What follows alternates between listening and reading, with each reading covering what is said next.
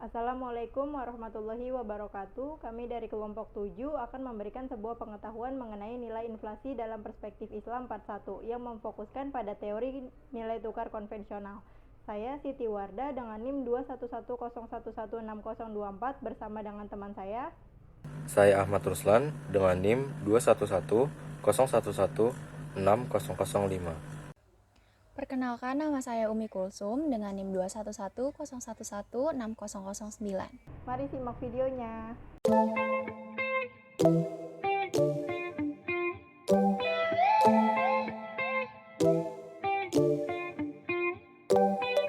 Sebelum kita masuk ke inti pembahasan dari teori nilai tukar uang konvensional, mari kita ketahui terlebih dahulu apa itu nilai tukar uang.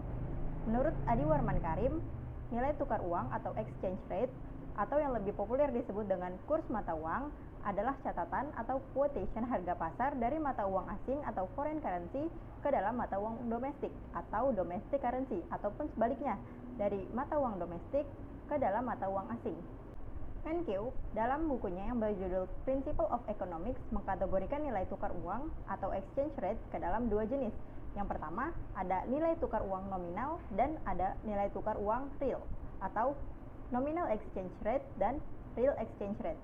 Nominal exchange rate adalah perbedaan nilai mata uang domestik terhadap mata uang asing, yang mana perbedaan ini diketahui secara langsung.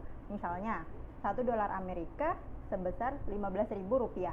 Nah, perbedaan mata uang ini termasuk ke dalam perbedaan mata uang nominal karena diketahui secara langsung melalui nilai mata uang masing-masing negara. Selanjutnya ada nilai tukar real atau real exchange rate. Real exchange rate ini adalah perbedaan nilai mata uang yang didapat dari pembelian barang di negara yang berbeda. Misalnya, 1 US dollar itu bisa membeli satu buah hotdog, sedangkan di Indonesia 15.000, yang mana jika ditukar dengan nominal exchange rate yaitu 1 dolar bisa mendapatkan satu bungkus nasi padang. Artinya 1 dolar di Amerika hanya bisa dapat satu hotdog, sedangkan 1 dolar Amerika jika dirupiahkan dapat membeli satu bungkus nasi padang. Perbedaan antara barang yang dibeli ini yaitu disebut juga dengan nilai tukar real atau real exchange rate. Setelah mengetahui definisi dari nilai tukar uang, baik itu nilai tukar uang nominal maupun nilai tukar uang real, selanjutnya kita akan masuk ke inti dari pembahasan teori nilai tukar uang konvensional. Dalam ekonomi konvensional, terdapat beberapa teori yang menjelaskan tentang nilai tukar uang atau exchange rate. Yang pertama, ada purchasing power parity atau paritas daya beli. Paritas daya beli ini adalah teori dasar yang menjelaskan bahwa satu unit mata uang dapat membeli kuantitas barang yang sama di seluruh negara. Teori ini didasarkan oleh hukum satu harga atau the law of one price. Lebih lanjut, teori paritas daya beli ini akan dijelaskan oleh teman saya, Umi Kulsum. Teori yang kedua adalah mengenai kebijakan nilai tukar uang. Dalam praktik ekonomi, bank sentral sebagai lembaga yang memiliki kewenangan untuk mengatur kebijakan moneter suatu negara, bank sentral memiliki kewenangan pula untuk melakukan pengaturan terhadap kebijakan nilai tukar uang suatu negara. Kebijakan nilai tukar uang dibagi menjadi dua. Yang pertama adalah fixed exchange rate regime atau rezim nilai tukar uang dipagu, dan flexible exchange rate regime atau rezim nilai tukar uang fleksibel. Rezim nilai tukar uang dipagu adalah kebijakan nilai tukar uang yang mana bank sentral yang menentukan berapa besaran nilai tukar domestik terhadap nilai tukar mata uang asing. Contohnya, bank sentral menetapkan bahwa 1 dolar Amerika adalah sebesar Rp5.000. Maka untuk tahun-tahun yang akan datang, besaran nilai tukar rupiah terhadap dolar akan sama, yaitu Rp5.000 per dolar. Dengan demikian, nilai tukar rupiah terhadap dolar akan stabil. Sedangkan apabila terjadi masalah yaitu kelebihan atau kekurangan devisa, baik devisa asing maupun domestik, maka bank sentral sebagai lembaga yang mengatur kebijakan moneter akan melakukan penambahan atau pengurangan devisa atau cadangan devisa suatu negara, baik itu cadangan devisa mata uang asing maupun cadangan devisa mata uang domestik. Sementara itu, flexible exchange rate regime atau rezim nilai tukar fleksibel adalah kebijakan nilai tukar uang yang mana bank sentral menetapkan bahwa kebijakan nilai tukar uang di suatu negara yaitu ditetapkan oleh mekanisme pasar. Dengan demikian, flexible exchange rate regime ini akan mengakibatkan nilai tukar uang suatu negara menjadi tidak stabil karena mekanisme pasar yang berfluktuasi setiap tahunnya.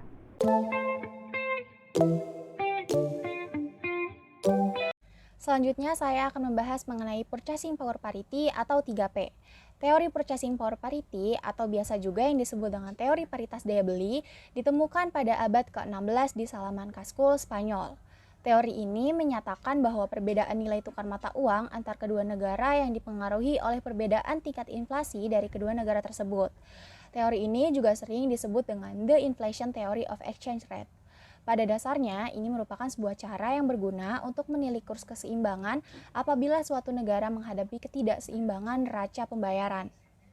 Safiro menjelaskan bahwa paritas daya beli adalah persamaan yang menyatakan bahwa rasio antara tingkat harga domestik dan luar negeri seharusnya sama dengan tingkat ekuilibrium nilai tukar mata uang domestik dan luar negeri.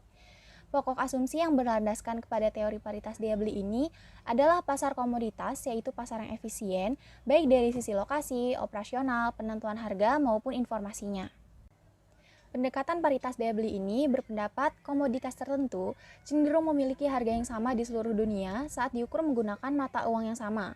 Kondisi ini biasa disebut juga sebagai Law of One Price. Nilai kurs yang dipakai pada paritas daya beli adalah nilai kurs spot atau S, di mana kurs yaitu rasio harga domestik dibandingkan dengan harga luar negeri, atau S sama dengan PD per PF.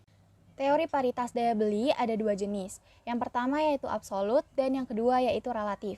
Teori paritas daya beli absolut mengungkapkan bahwa kurs ekuilibrium sama dengan rasio tingkat harga yang berlaku di kedua negara yang terkait. Sedangkan jenis relatif menjelaskan bahwa perubahan kurs dalam jangka waktu tertentu akan bersifat proporsional atau sebanding besarnya terhadap perubahan tingkat-tingkat harga yang berlaku di kedua negara selama periode yang sama. Paritas daya beli dalam analisis ekonomi dapat dipergunakan untuk mengukur yang pertama kebijakan makroekonomi. Paritas daya beli menyediakan basis atau dasar yang sejenis untuk diperbandingkan national account aggregate-nya serta komponennya. Yang kedua untuk mengukur kesejahteraan. Stok total dari kapital tetap yang diproduksi dan kapital natural dapat dikonversi dengan memanfaatkan paritas daya belinya. Yang ketiga, untuk mengukur ukuran ekonomi. Paritas daya beli dapat dipakai untuk mengkonversi GDP dan GNI ketika diekspresikan dalam mata uang nasional.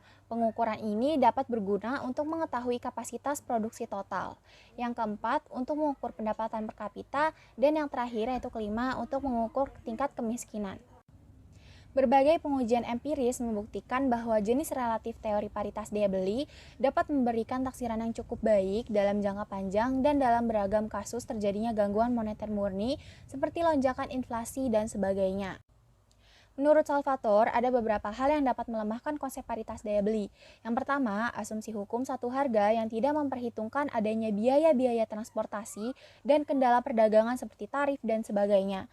Yang kedua, adanya pasar monopolistik serta oligopolistik akan menambah kelemahan hukum satu harga ini, apabila hal tersebut diikuti besarnya biaya transportasi serta kendala perdagangan.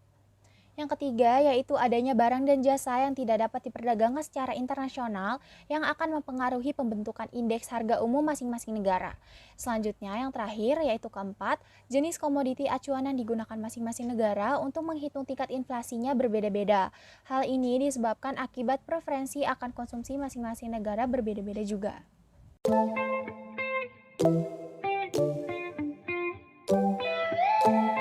Selanjutnya adalah permintaan dan penawaran uang dalam negeri. Apa sih permintaan dan penawaran uang dalam negeri itu? Yang pertama, permintaan uang. Permintaan uang adalah sejumlah uang yang ingin dipegang atau dimiliki sebagai bentuk harta tunai oleh seseorang atau suatu masyarakat.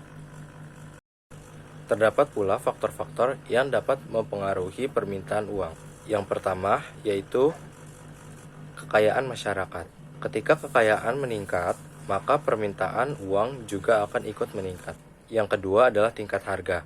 Ketika tingkat harga meningkat, maka permintaan uang juga akan ikut meningkat.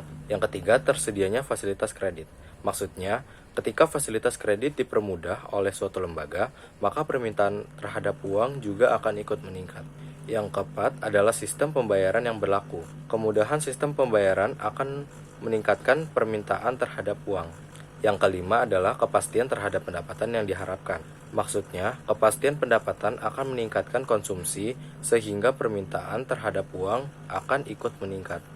Selanjutnya adalah penawaran uang. Penawaran uang adalah sejumlah uang yang ada dan siap untuk beredar untuk keperluan transaksi bagi masyarakat pada wilayah dan waktu tertentu. Uang beredar adalah semua jenis uang yang ada dalam perekonomian termasuk di dalamnya jumlah uang dalam peredaran ditambah dengan uang giral yang terdapat di bank-bank umum. Selanjutnya adalah jenis uang yang beredar di masyarakat. Di antaranya yaitu M1 atau Nero Money, uang kartal, dan uang giral. Uang kartal merupakan uang kertas yang ada atau digunakan oleh masyarakat dalam kehidupan sehari-hari, termasuk juga uang logam yang biasa kita gunakan. Uang giral adalah uang atau alat pembayaran berupa surat-surat berharga yang dikeluarkan oleh bank-bank umum. Yang kedua M2, M2 atau broad money, terdiri dari M1 ditambah uang kuasi. Uang kuasi merupakan bentuk kekayaan finansial yang dapat segera diuang, meskipun secara langsung ia tidak berfungsi sebagai media tukar ataupun tidak bisa digunakan sebagai alat pembayaran, tetapi uang kuasi ini dapat diubah dengan cepat menjadi uang kartal maupun uang giral. Selanjutnya M3 terdiri dari M2 ditambah deposito berjangka panjang. M3 atau M3 merupakan penggabungan dari uang kartal, uang giral, dan juga uang kuasi ditambah juga dengan deposito berjangka panjang, termasuk juga deposito yang jangka waktunya lebih dari 1 tahun. Selanjutnya, terdapat juga faktor-faktor yang dapat mempengaruhi penawaran uang. Di antaranya 1. Kebijakan moneter. Kebijakan moneter yang dilakukan oleh bank sentral ini sangat mempengaruhi jumlah uang. Kebijakan yang dilakukan di antaranya sebagai berikut, yakni kebijakan open market, di mana penjualan atau pembelian surat berharga. Yang kedua, diskon polisi atau suku bunga atau yang biasa disebut diskonto. Yang ketiga, cash ratio atau cadangan kas di suatu bank.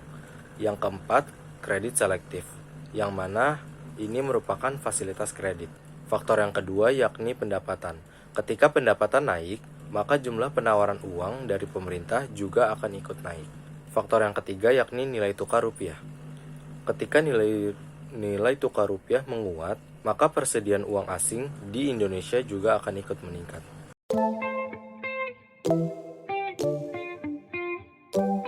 Selanjutnya kita akan membahas mengenai equilibrium in exchange rate. Dalam perdagangan internasional, pihak yang ingin melakukan transaksi, contohnya pembelian, maka harus memiliki mata uang yang diterima oleh pihak penjual. Misalnya, seorang pengusaha dari Amerika Serikat ingin membeli mesin dari Eropa, maka pengusaha tersebut harus memiliki euro. Untuk dapat memiliki uang euro, maka pengusaha tersebut dapat membelinya di money changer, kemudian barulah dia bisa membeli mesin dari Eropa. Nah, berdasarkan contoh tersebut, akan ditemukan keseimbangan antara dolar Amerika Serikat dengan mata uang euro. Keseimbangan tersebut dapat digambarkan dengan kurva seperti ini. Berdasarkan kurva tersebut, dapat digambarkan bahwa pada tingkat harga tertentu akan terjadi keseimbangan antara jumlah euro yang diminta dengan jumlah euro yang ditawarkan. Tingkat harga atau keseimbangan inilah yang dinamakan dengan equilibrium in exchange rate.